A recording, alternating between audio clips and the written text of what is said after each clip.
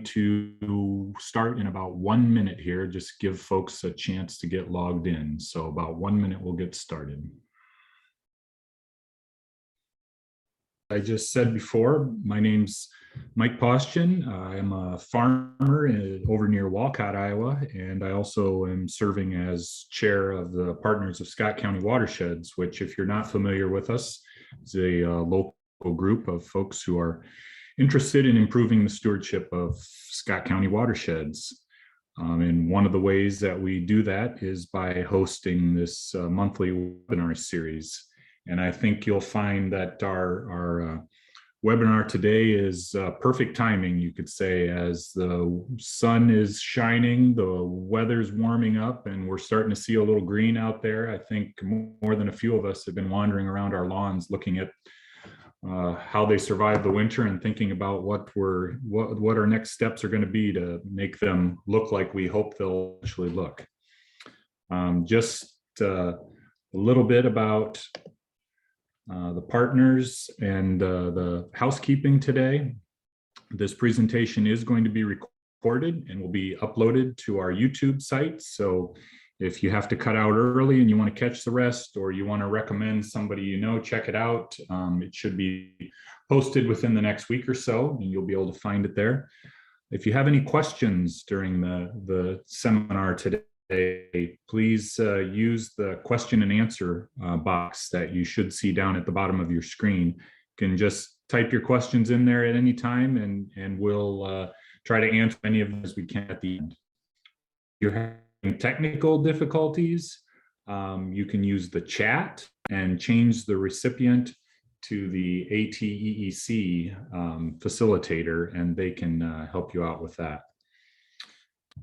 Just looking ahead, our next forum in April will be on Tuesday, April 19th, and Rainscaping Iowa will be sharing some information with us. So be sure to mark that on your calendar now. And then also looking a little further ahead, our spring snapshot will be on Tuesday, May 3rd. So if you're interested in helping out, that's where we go all around the Scott County area and do some water sampling to just kind of monitor how things are going in the county. If you're interested in participating in that, you can see the link there on your screen to check that out. I want to thank our partners. You can see them all listed here on your screen. By their generous donations are what allow us to do the work that we're doing here in Scott County.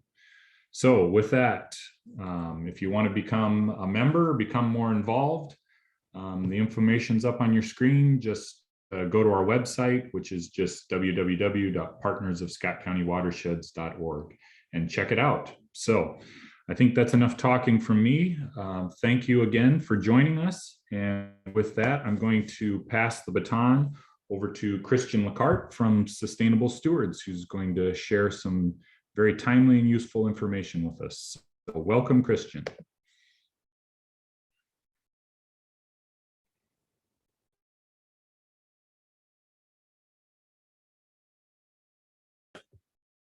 Thanks, Mike. I appreciate it. And yeah, I don't think you could be more right when it comes to lawn care right now. I think people are getting a nice little lawn itch with this nice weather rolling around this week, and we're getting pretty excited for this season. So I appreciate that. I also want to thank Ray Wolf with the National Weather Service for just being that referral between myself and Partners of Scott County Watershed. So yeah, we'll get rolling here. I'll introduce myself and my partner here and get going.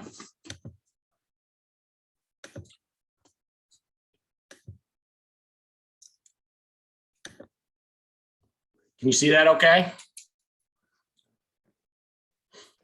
Yep, it looks good. All right, perfect. Thanks, Mike. All right, thanks again, Mike. My name is Christian LaCarte. I am the owner and director of Sustainable Stewards. Background is in Recreation, Parks, and Tourism Administration, graduated from the University of Western Illinois, and I have a minor in environmental science. And that's kind of where this all started, or at least the passion for Sustainable Stewards started. And we'll get a little bit more into that, but I just wanted to introduce myself and my partner here. introduce himself. Yeah, my name's Austin LaCarte. I'm Christian's brother, and I am the operations manager of the Iowa City area. And so I graduated from the University of Iowa with a bachelor's in health studies, and I'm teaming up with my brother. And so hopefully we can bring the same concept to Johnson County. Go Hawks. So I'll let Christian take back over, and we'll go ahead and get started. Yeah, so we'll dive into kind of just how Sustainable Stewards started. Austin's been with us part-time for 2 years, and he's going now full-time as the Iowa City manager, Johnson County manager, starting this year. So we're super excited to get that rolling. But Sustainable Stewards, it has been quite the journey when it comes to zero emissions lawn care. When we started back in 2018, 2019, I was working as a seasonal naturalist for the Scott County Conservation Board. And the director there had kind of put me in charge of education when it came to sustainability. And that's where I kind of found this piece of the pie when it came to air pollution. And it was like 5 to 11%. The Environmental Protection Agency was saying that 5 to 11% was air pollution from lawn equipment directly. So then I started doing a little bit more research, and no one was really doing too much about this. There was one company in Colorado, Clean Air Lawn Care, and they were push mowing with lead acid batteries at the time, and they'd been doing it for about 5 or 6 years, and that was the only company I could find. I thought, wow, there's a need for a more eco-friendly approach when it comes to lawn care. But then you run into issues. It's like, okay, so how can I have electric equipment out all day if I'm a business and continue to mow? Because they had lead acid batteries, and they were using solar panels on top of their trucks to charge them throughout the day. But the thing is, with lead acid batteries, you weren't getting as much of a charge throughout the day to keep it going. So I had this idea, okay, what if we put solar panels on the back of a trailer, and then they're going to charge a battery bank, and then a large battery bank. And through that battery bank, we're going to convert the sun energy, DC, back to AC through an inverter, alternating current. And then we're going to plug in a charger to this inverter, and then we can take the battery out of the mower and then charge it directly. And that got a lot of attention right away. And we were super excited about that. And that was when we were push mowing, because there was not a lot of market for commercial mowing at that time. And I have a picture coming up that I'll show everyone our first setup, but that's kind of how Sustainable Stewards started. It was just an idea and doing it part-time as I was working as a director for the YMCA.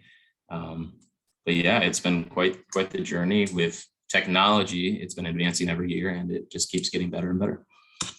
And that helps us out a ton. So anything on that?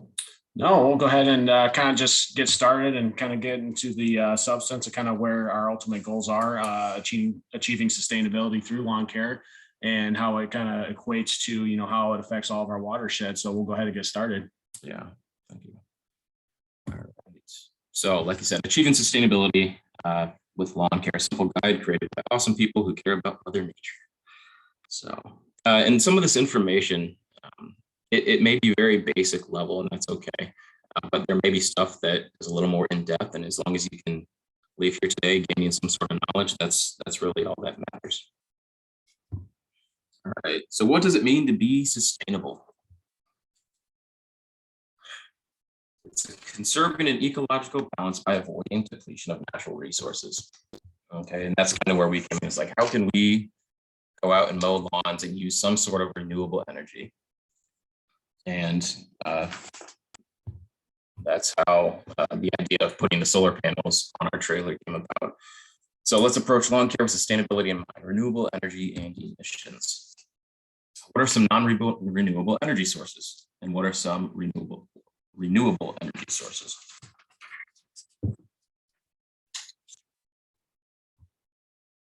So we have solar, biomass, hydropower, geothermal, and wind versus the non-renewable oil, coal, nuclear, natural gas. The EPA estimates that 5% of air pollution comes from lawn equipment. Although a small percentage, this is a statistic that can be completely avoided. And what's super crazy right now is I know California is, I want to say they banned 100% of all non-electric lawn equipment. And I'm curious how that's going to play out, because if they're just doing that recently, everyone's going to have to go through that transition of switching to all electric, which can be quite expensive up front. And I'm curious as to what the lawn care businesses are going to do out there. They're either going to kind of dwindle out and people have to mow their own lawns, or they're going to have to come up with companies similar to Sustainable Stewards or Clean Air Lawn Care along those lines. And kind of to hit on the slide, it's not just the carbon dioxide, pollution that we're getting from these small emissions. As you look into it, they do produce carbon dioxide, a bunch of other stuff that you don't get from normal cleaner car engine emissions. So, that's kind of one of the things that is looking into other, emissions that are, dirty emissions that are coming from these small engines. And so this was kind of another need for, where we could fill the gap with that. Yeah, absolutely. This was the 2018 climate report, and this was just a study. So in 2018, U.S. climate report written by 13 federal agencies and hundreds of scientists show that climate change is getting worse and happening faster. In order to fight climate change by reducing greenhouse gases, we must take bold action against fossil fuels. We are seeing the impact of climate change through droughts, wildfire, hurricanes, and other severe climate events that are getting worse and becoming more expensive. So this is our setup that was created in 2019. I had driven to Chicago to buy a smart car because I really wanted to show that, hey, this is doable. If I'm gonna do it, I'm gonna do it. So I tried to buy, at the time, what I could afford, the most efficient vehicle possible that could pull a trailer that could hold the solar panels, the battery bank, and the push mower. So that being said, there's the setup that we have, and we chose to incorporate solar. That's our renewable energy source. And you can see our little push mower on the back there, the smart car. We have since updated our setup. We still use solar when we can, but the ultimate goal, and it's more of a 5-year plan, but our goal is to close that loop eventually. Everything's not perfect, but if we support it now, eventually we can close that loop.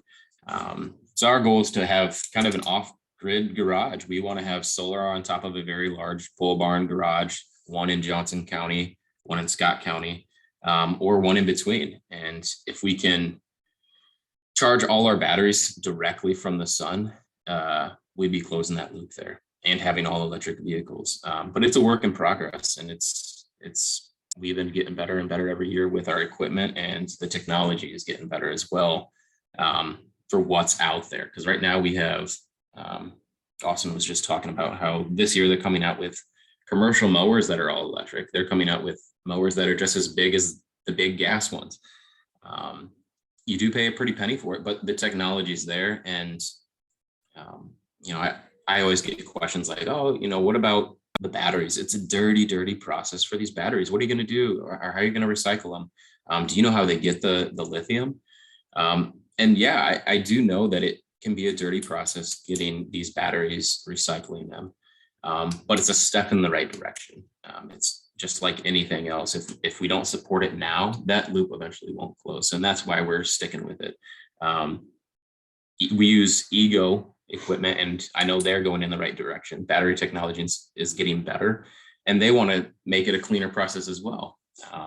So that's why we keep sticking with it. And the more we support it, eventually it just gets cleaner and cleaner and cleaner. Yep. And each year they're getting better. I know last year, the Ego products, they brought out a 42-inch riding zero-turn mower. And then this year, we're getting for the Iowa City area, 52-inch commercial zero-turn mower. So we're able to, mow up to 4 acres on one charge. And, the outlook within the next 5 years of this equipment is going to get better and better. So we're excited, and it's finally coming, and we're excited to see what's coming along here. So. And just the progress from last year to this year, the 42-inch mower it could mow up to 2 acres on one charge. And just from last year to this year, they have doubled that. So that shows how quick it's moving. because now the 52 inch this year will be able to mow up to 4 acres on one charge, like you were saying. Yep. Just keeps getting better and better. So now this is the fun stuff. These are usually the questions I like to answer and get into the nitty gritty of what's going on when it comes to natural lawn care, because it's kind of a topic that hasn't been brought to the surface on a large scale. So I'm going to try to do my best to answer any questions you have at the end, and before that, go through everything thoroughly when it comes to a sustainable approach when it comes to your lawn. Yep. Like Mike said at the beginning, go ahead and type your questions in the question comment, and then we'll get them all at the end. Yeah. So here are some things that we're going to go through when it comes to sustainable lawn care. And you can see it. We'll talk about dethatch first. First, you have aeration, you have fertilizer, overseeding and patch seeding, weed control, and we have already touched base on a little bit of the lawn equipment alternatives, but we'll kind of end on that note. And yeah, we'll go from there. So this is the first step we take when it comes to a lawn, is we assess the lawn and we look for a thatch layer. If there's a thatch layer that is quite thick, this can lead, it almost acts as an impervious surface. The water's running off, stormwater runoff. You're not getting any water into those roots. And that can lead to a lawn that looks dry. It can look crusty. It can look like nothing's growing. So this is where we start. At this point, we can almost look at a lawn, and in May, June, when that green's coming up, if you can see a brown layer under there that's kind of just sitting there, you have a thatch layer that might need some work. And let me back up a little bit. Can I ask you a question? What is thatch? Yeah. What are we talking about here? Yep. So thatch, the thatch layer of living is a layer of living and dead stems, roots, and crowns that develop between the green vegetation and the soil surface. A thatch layer greater than 1 inch acts as a barrier to water, nutrients, and air reaching the soil and should be removed. Let's see here. Removed to ensure a healthy lawn. Learn how to reinvigorate a lawn by removing the thatch. Yeah, thank you. So that's what a thatch layer is. And you can almost spot it. Another way to do it is take a trowel. And if you take a trowel to your lawn, you can dig up a little spot. And if you see kind of what it looks like on this screen, just super compacted roots and dead grass that hasn't decomposed. That's kind of how the thatch layer starts. If you don't take care of your yard on a regular basis, or if you let it get too long, or if you're letting someone else take care of your lawn and it's getting too long and then they cut it, the grass isn't getting enough time to decompose correctly. So you have these long blades of grass that just keep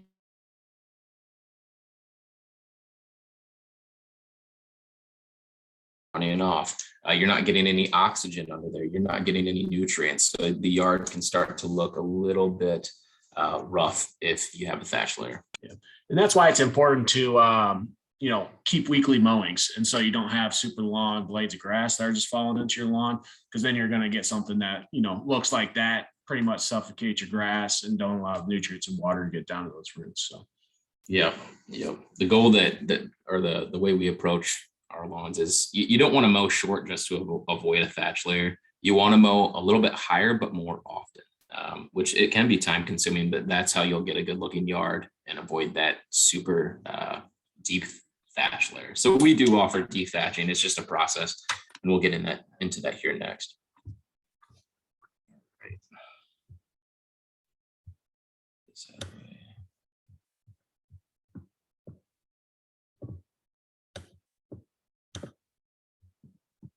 All right, so step 1, determine if the lawn needs dethatching. Wondering when is the best time to dethatch a lawn? If water runs off without penetrating the grass, then it may be time to dethatch the lawn. Thatch is a thin layer of organic debris that forms between the leaf blades and the roots. Examine your grass for an underlying layer of thatch. It will look like a matting of old grayish brown grass stems that have grown together. And when you're walking on your grass, you can almost feel it underneath your feet or your shoes. It kind of it does crunch a little bit during the dry season. Yep. Thin layer of thatch, 1/2 inch or less, provides insulation against temperature extremes and fluctuations in soil moisture. However, if your lawn has more than 1 inch of layer of thatch above the soil surface, the lawn needs to be dethatched. Primary causes of thatch are overwatering, over-fertilizing, and mowing too high. To help prevent thatch from forming, use a mulching mower. And we use, every mower most likely comes with a mulching attachment. And it's just an attachment that you put in the chute of the mower, and it helps keep the grass underneath the mower and just chop it up more. That's all it's doing. It's just bringing it down to smaller pieces, so that way it's easier to decompose throughout the time of your mowing season. Yep. And how you're able to tell if you do have thatch layer, a lot of lawns that I take a look at that do have thatch, it's pretty much like a carpet that just lays on top of your grass. So if you take a finger or two and just kind of stick it under there, and it feels like a carpet, you might have some thatch layers too. So you'd be able to definitely feel it. Yeah. Or even you can even take a stake, and if it's hard to get through that first little layer, that's a good way that we check as well. Just a little picture for you guys just shows that if you have thatch, it's not letting those roots go down to where they need to be. And when you dethatch, it allows more expansion for those roots to grow. It allows more air, more nutrients, more water to get in there. So, all right, how to dethatch a lawn. For northern grasses, the best time to dethatch your entire lawn is late summer to early fall when the grass is actively growing. For southern grasses, dethatch in late spring. In early spring, and for small areas, you use a thatching rake, which is a sharp tined rake that rips the thatch out of the lawn. Leaf rakes or hard rakes can be used, but may not work as well. Rake the grass, digging deep to penetrate the thatch and loosen it apart. In early spring, removing thatch by raking is best to prevent damaging new growth. This is something I would do before Sustainable Stewards was even put together as a company. I would actually just take a leaf rake, or a metal tine rake is what it was, and I'd just run it through my yard, back and forth, back and forth, back and forth. It just kind of loosens up that soil, brings up some of the dead grass. If you have a huge thatch layer, it might not pull all that up, but if your yard's looking decent and you just want to just run a rake through it, it helps. It will absolutely help. And I would go both ways. I'd go horizontal and then vertically across my yard, and I'd have it done within probably an hour. Yeah, and this is a service that Sustainable Stewards does offer. We have a pull behind dethatcher. Basically has metal tines on the back of it, pulls up and kind of cuts through the dethatch. So that is something that we do offer as well. Yeah. And these are the recommendations from the fertilizer website we use. When it comes to our lawns, we do offer this both in spring and fall, even though we are in the northern area compared to southern grasses. For the best results we have noticed spring and fall. As long as it's not too dry, those are the times that we offer it. Yeah, and it all depends on your thatch layer. If it's something that needs to be addressed right away, we do recommend that twice a year. But if you do have like a healthy thatch layer, it's pretty much a once a year maintenance that just needs to be performed on your lawn. Yep. When dethatching your lawn, use a power dethatcher over the lawn in a pattern that covers grass only once. Flag irrigation heads and other hidden objects in the lawn to prevent damage. When the task is finished, the lawn it really won't look good once you get done dethatching. And we'll get into that here a little bit more with the other steps that we offer after dethatching, or ones that you can do on your own as well. So like it says, the lawn will look terrible, but don't panic. This is normal after dethatching. It's supposed to look that way. You can also rent them. I know any, you want some Menards, I think Lowe's, Home Depot, they all rent out dethatchers. Any garden center, enlist the help of a couple of friends and a truck when picking up the equipment. It will be heavy and awkward. Read the operator's manual carefully prior to use. Yeah. Those I believe are, gas dethatchers. Again, we offer the zero emissions lawn care dethatch. So please feel free to reach out to us if you're interested in that service. That's another example of equipment that has progressed as well. We started off with dethatching rakes, and then they came out with an electric push dethatcher. And now we have the pull behind trailer, which you can use other brands as well. But that's how we started. Step 3, clean up and water. Rake up the debris with a leaf rake and place it in the compost pile and water the lawn. Getting that water on there right away, it helps the roots that are under there and alive to get going in the right direction. Step 4, aerate, fertilize, and overseed. After dethatching your lawn, it is a great time to aerate your lawn. After aerating, overseed, and fertilize, it should take about 3 to 4 weeks for the lawn to recover and show signs of new growth. And these are the next steps that we highly suggest after dethatching. And if you don't need dethatching, then you start right here. You start right at aeration. But dethatching is that first step. You can't move on to these other steps if you have a deep thatch layer, because none of these will make that big of a difference. It'll just sit on top. It'll be compacted. So that dethatch is super important and able to move on to the next step. So what is aeration?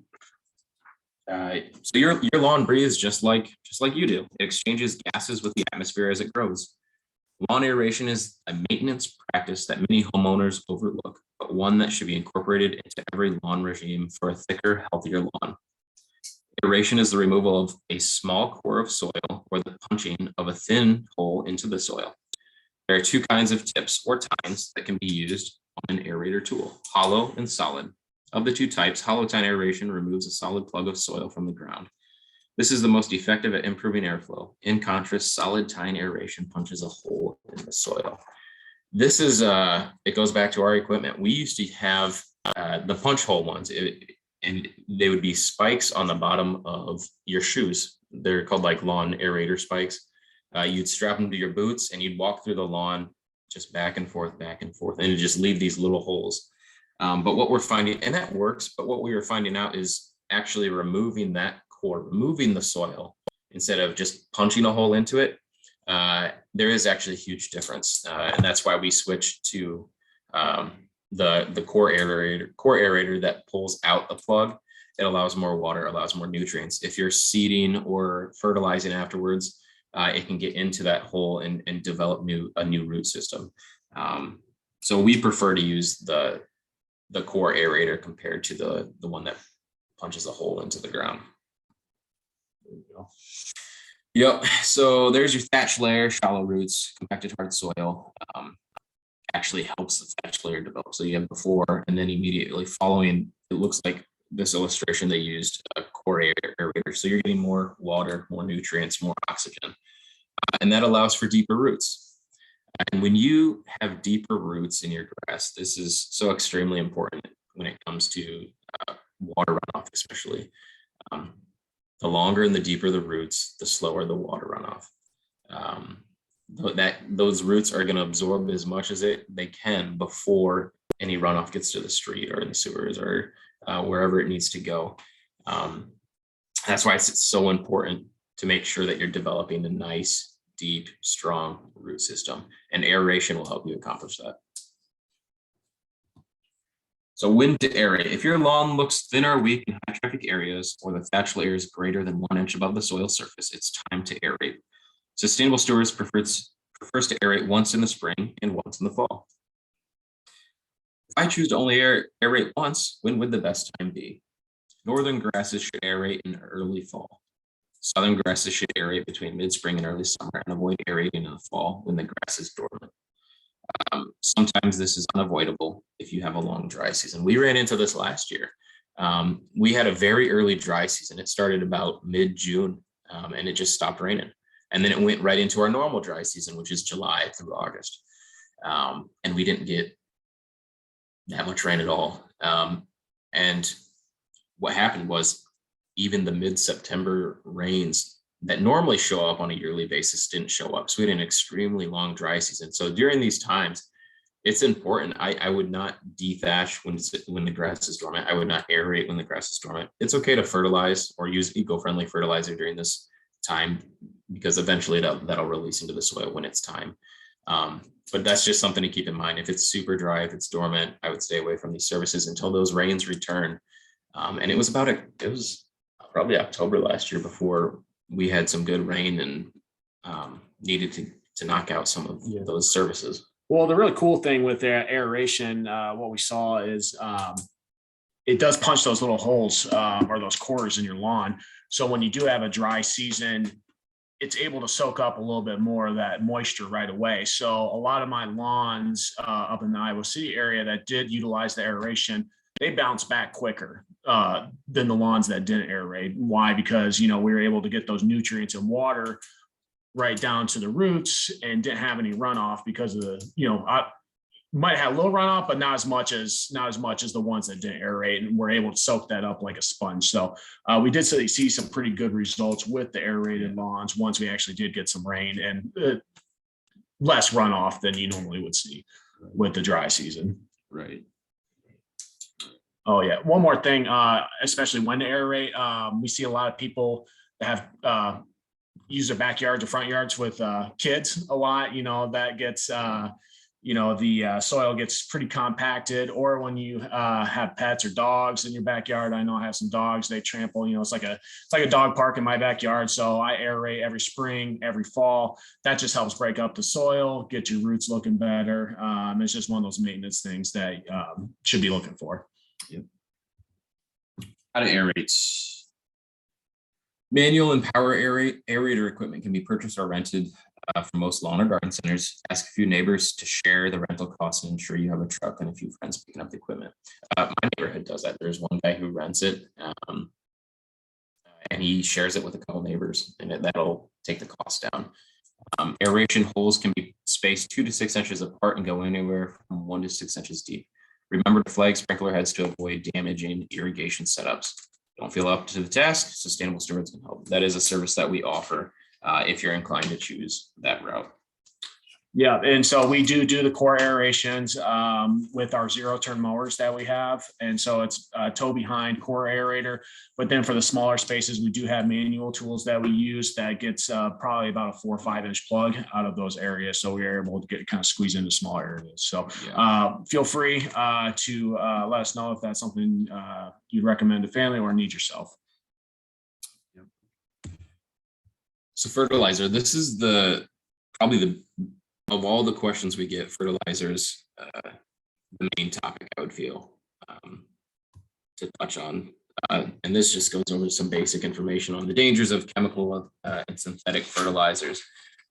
Dangers of pesticides for humans: lowered cognitive performance, loss of smell, Parkinson's, Alzheimer's, autism, cancer. For the environment, there's a whole list: persistent chemicals, field runoff, ends up 1,000 miles away, improper disposal, aerial spraying, costly or impossible to clean water, damages the soil. And then the damage to wildlife. I mean, this is huge. I know when I worked for the Conservation Board, just the chemicals, even from farm fields, there's programs that now are in place to develop deeper root systems of natural prairie grasses on the outsides of farm fields to help that runoff. That way it doesn't get into the forest, it doesn't get into the creeks. And that's one of those steps that, it's not perfect yet, but eventually we'll figure it out. And that's great. So yeah, the pesticide cycle, this just shows, you're putting some pesticides in the ground, it's going to get leached below, it's going to degrade by bacterial oxidation or chemical hydrolysis. It adheres to soil particles, gets evaporated. And then you have your surface runoff and it gets leached into the water. And just like this applies to lawn care. If you're putting synthetic chemical fertilizers, herbicides on your lawn, that's going into the soil. And where do you think that's going? That's gonna get into your water system eventually. And that's why it's so important. It's like we live right next to the Mississippi River, and 32 states empty into the Mississippi River. And if you have 32 states putting chemicals on the ground, even if it's just one lawn, and people think, oh, well, it's just my lawn, I'm just doing this for me, that eventually ends up somewhere. And if we take that on an individual scale and everyone just steps up or learns a little bit, how can I have a good looking lawn, but take a more sustainable approach? It's there. It's just a matter of doing it, figuring out what needs done. And it's a process of knowledge. It's the information is getting better and better every year. It's just a matter of applying it and spreading the word. And companies like us, I hope there are more sustainable steward companies coming up, regardless of competition. That's not the ultimate goal. The ultimate goal is to reverse the process of what we're doing on an individual scale or commercial scale. when it comes to fertilizer and sustainable lawn care practices in general. Sustainable Stewards uses eco-friendly fertilizers. Our top choices are Milorganite. A lot of the slides that you see today, a lot of that information is pulled from the Milorganite website. There's information on that website that I ran through and they run through as well. And State All Natural. State All Natural, from what I hear, is the same thing as Milorganite. It's just third-party packaged. It's just different packaging. State All Natural, I believe, is the Farm and Fleet brand. And you might be able to save a couple bucks buying a State All Natural. But we love Milorganite, and the process of what Milorganite is and getting it is so incredible and sourced within our country.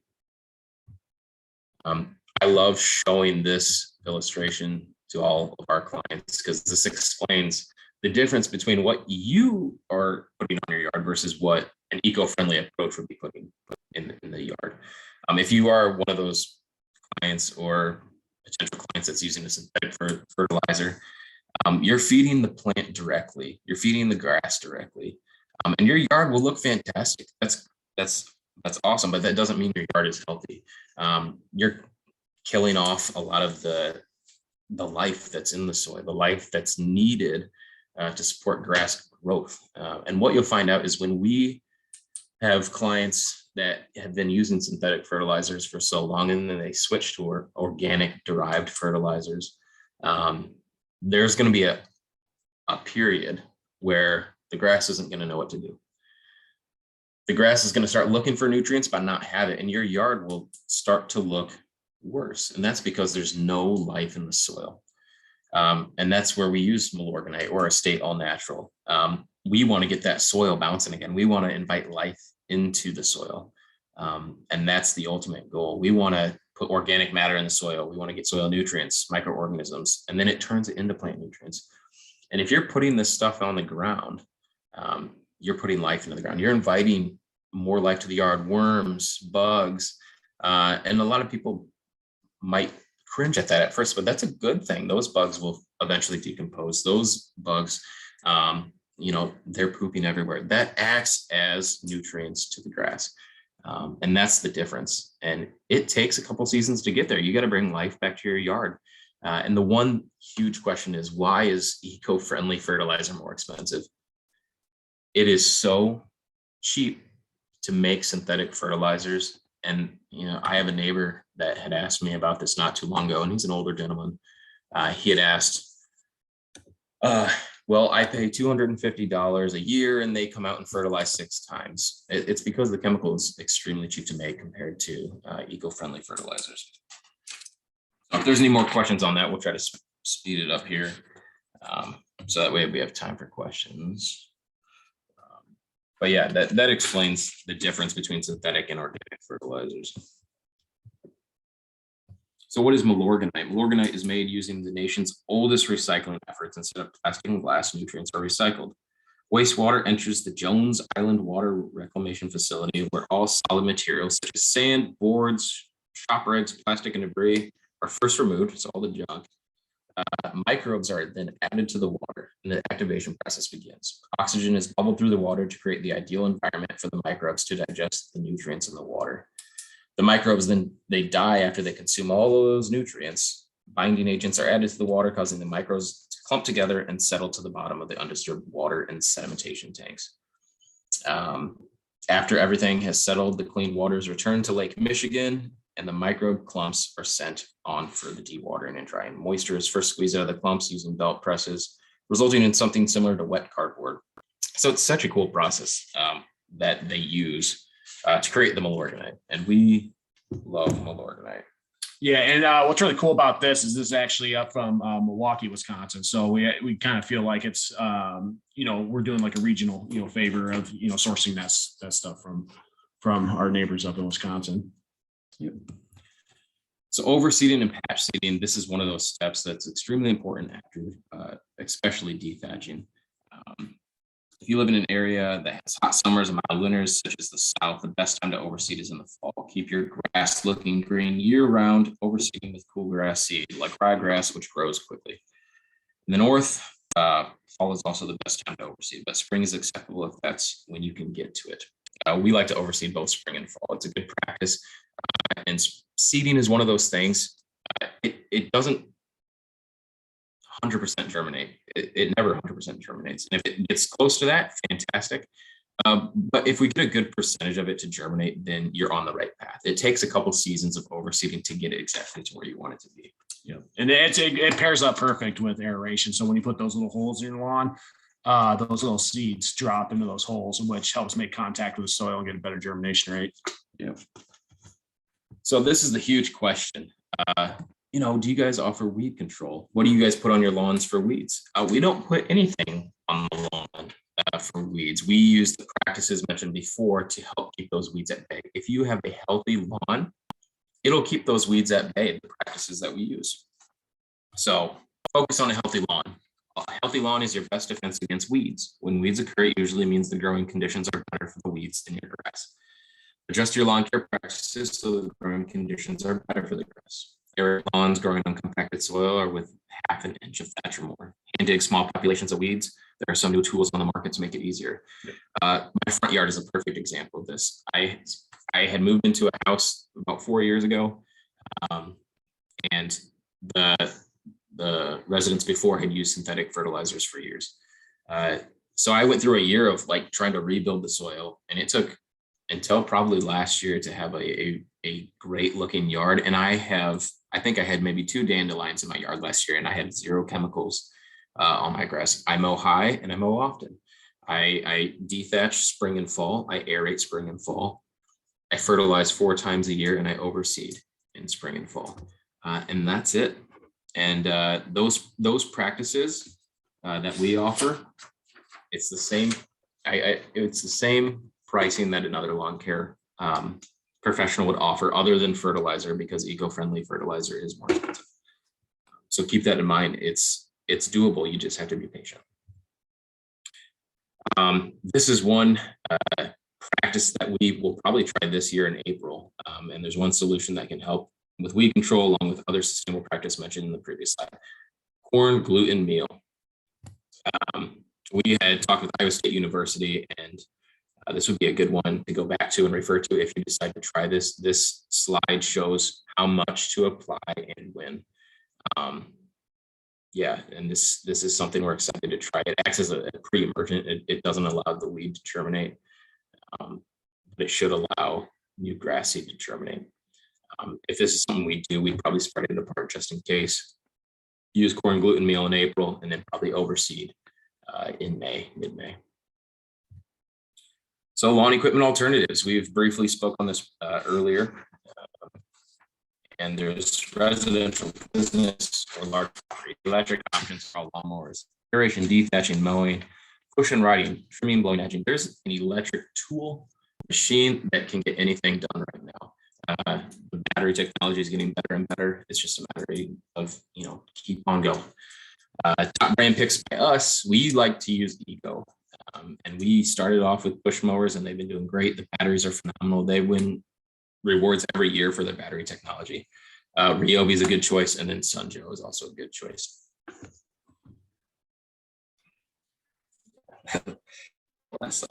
And then just real quick, that's our slideshow presentation. We're just going to go ahead and bring up our website here. So if anybody's interested in these services, feel free to visit us. Our website, Sustainable Stewards. Wix.com/Sustainable Stewards. On here, you can find information, just our mission, zero emissions lawn care, the services that we provide here, then FAQs, and then we do have a contact form. So if you're interested in any of these services, feel free to send one of these in. We'll get back to you very shortly. So appreciate everybody that showed up today. Do you want to go ahead and wrap it up and take a look at questions? Yeah, here? we got some questions that we'll try to answer here. How do we get back to the? Oh, it's all right. Yeah. So, Thanks, guys. you're very welcome. Here, I'll stop that sharing was, screen. Yeah, that was very informative, and we've had to have several questions come in. And I'll go ahead and kind of walk us through them here, and then you can answer them. Yeah. one was related, it was kind of a couple that were related to fertilizing your lawn. And that was, how do you determine if your lawn needs fertilizer, and if so, how much? Do you recommend doing like a soil test? Or I think, because one of the concerns is, not over fertilizing the lawn. I think sometimes people have a tendency to just put some on just in case. Yeah. So the Milorganite that we use, it's based on square footage. And we know that each fertilizer that you grab, depending on what you're using, it's going to tell you exactly how much to put on your lawn. 1 40-pound bag for us covers 2,500 square feet. So that's what I know. That's the amount that we use. When it comes to over fertilizing, I know you can over fertilize when it comes to synthetic or chemical fertilizers. We haven't had any issues for the organic fertilizer. I suggest fertilizing regardless, because it does add organic matter to the soil. I don't think you can over fertilize when it comes to organic matter, but there is a point where you can add too much nitrogen to the soil. And if you add too much nitrogen, it can be bad for water runoff. It can be going to the soil. It can, yep, go ahead. Yeah.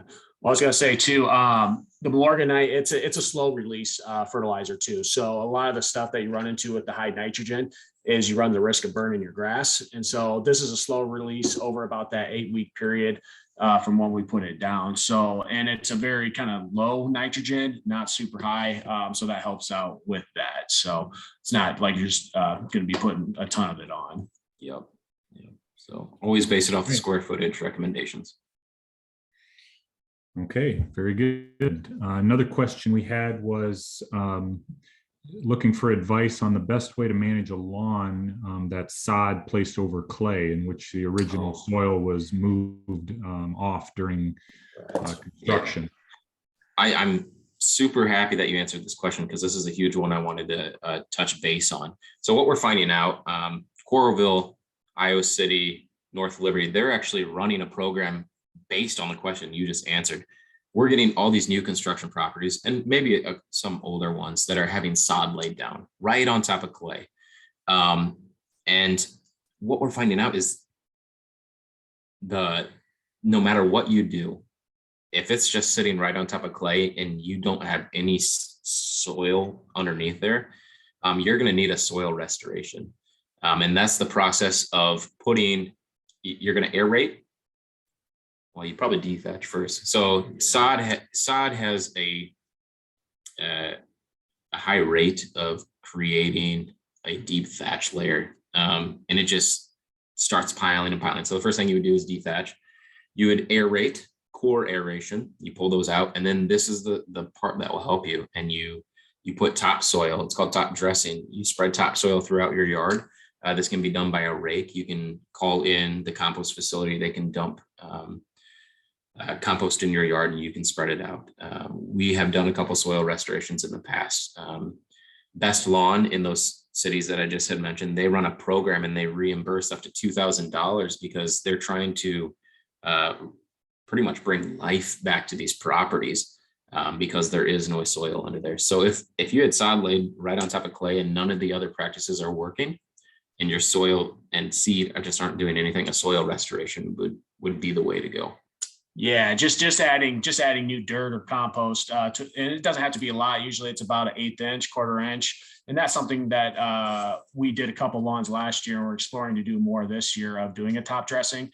Because like Christian said, up in Iowa City, we're running into this a lot. And they actually have that Best Lawns program to which they're reimbursing people to get a top dressing because of the runoff is so bad up there. This problem is so bad. So yeah, it's something that we're seeing, and along with seeding and putting down just basically a fresh thin layer of dirt, and then getting some water on it, we saw some good results. Yeah. Yep. Absolutely. Right. Very good. Thanks for that. And you did mention using compost there, and we did have a question about using compost, and it sounds like you guys do recommend that in certain situations to go ahead and get some compost on the lawn. Yeah. Yep. Right. Yeah, and they have those compost spreaders. I know, like it's almost like a big wheel that you can throw some like compost or peat moss, just any kind of combination with dirt. They recommend kind of mixing the two up, but they do have, you can rent those spreaders out. Yeah. Last year we did it was like a ratio of 1 bag of compost to 4 bags of topsoil. Okay. Very good. We had another question on recommended non-grass lawn types. For example, like a bee lawn, or if someone's thinking about doing native prairie or something like that. Yeah. Do you have any recommendations there? So if you're wanting to do a lawn that's not grass and you're wanting to do like a pollinator garden throughout your yard, I know there's some loopholes in Scott County that I've read that you can have that and be totally okay with not having grass in your front yard. The recommendations I would have, I don't have any recommendations on what to plant, but I do recommend Milorganite around those plants. I have one property that requests that we fertilize their garden, and they have excellent results with Milorganite. Aerating around the plants is probably a good practice, around the roots, not too close. But yeah, those would be the recommendations I would have. Yeah, and just check with your local policies on that, because I know every town's probably different. Yep. Yeah, that's good advice. All right. Another question on fertilizer, fall fertilizer versus spring fertilizer. Do you fertilize differently in the spring and fall? Yeah, so we use it's a holiday schedule is what we use, and we don't switch up the fertilizer like you would the traditional route. So if you go to the store, you'll see like your winterizer, you'll see your pre-emergent, you'll see throughout the whole season, there's like 6 different ones you can get based on that time. We don't switch anything up. I do in the spring for my yard personally. I like to add a little bit extra Milorganite, or even like a month early for the holiday schedule. So the holiday schedule is Memorial Day, 4th of July, Labor Day, and then Halloween. And we keep it very consistent on what we're applying. But I do add one in April, just for a nice little, nice little punch for spring. So. Yeah, and if you plan on like aerating and seeding in the fall, we recommend starting fertilizer like in the spring, because that's going to basically prime your soil and get it ready. So you're going to get probably a lot better results if you've been fertilizing, getting that organic material on before you apply seed. So, we do recommend almost priming your lawn if you're going to look into those services for the fall. All right, very good. Then our last question is asking about blower recommendation. I assume that would be for like a leaf blower or something. Do you guys have any experience with electric option there? Yeah, so we use the Ego blower, and they just won another award for like one of the most, it's 650 CFM. Well, I think they upped it to 750 this year. 750. It's crazy powerful. And they also have we use backpack blowers, and the battery just goes right on back. That's easier for us, but as a residential owner, you might not need a backpack blower. You can just buy the handheld version, and those are doing very well. 10 out of 10 recommend. I have the backpack blower, which I use up in Iowa City, and I recently just cleaned my entire front lawn off with one battery charge, and I was able to pick up those wet leaves that we all see, that when the snow thaws out, they get heavy, and so the Ego products are able to pick those leaves up no problem. Yeah. So I also saw a couple in the chat here. Why is nitrogen necessary? Nitrates are so water soluble and moves through the soil profile. Nitrates are setting into the public water supply due to application on the surface. Yeah, this is one of those reasons we don't like to over apply our fertilizer. Nitrogen, it's going to give you that nice color that people are looking for. It's going to make the grass green. But like you said, it's not, it's extremely important not to overdo it. All plants require 3 nutrients to grow: nitrates, phosphorus, and potassium. The one we use is a 6:5:0 ratio. The nitrogen is, to get the grass, that nice deep green that most lawn care providers, or if you're hiring or you want your lawn to look good, you'll need a little bit of nitrogen in there to get the grass growing. The phosphorus is for the roots. It promotes root growth, strong, deep roots. And then the potassium acts as a food. And the potassium, it's good for your lawn. The fertilizer we use, it doesn't have potassium in it. And something to keep in mind, 1 year's worth of grass clipping is equal to about 1 round of fertilizer that we use. So not bagging is important. You do get a return of nitrogen back into the soil. But if you bag, that's completely fine as well. Yep. Eldridge recently began this program as well. I didn't know that, so thank you for showing. All right, very good. Well, we've reached the end of our time today, but I want to thank everyone for joining us. And I want to thank both of you for sharing your wealth of knowledge with us on lawn care. We really appreciate it. Yeah, absolutely. Thank you for the invite. And if anyone has any questions, we do have a Facebook page and a website. Feel free to visit there and we'd be happy to help you out. All right. Thank you very much. Have a great day, everyone. Thank you so much, everybody. Thank you.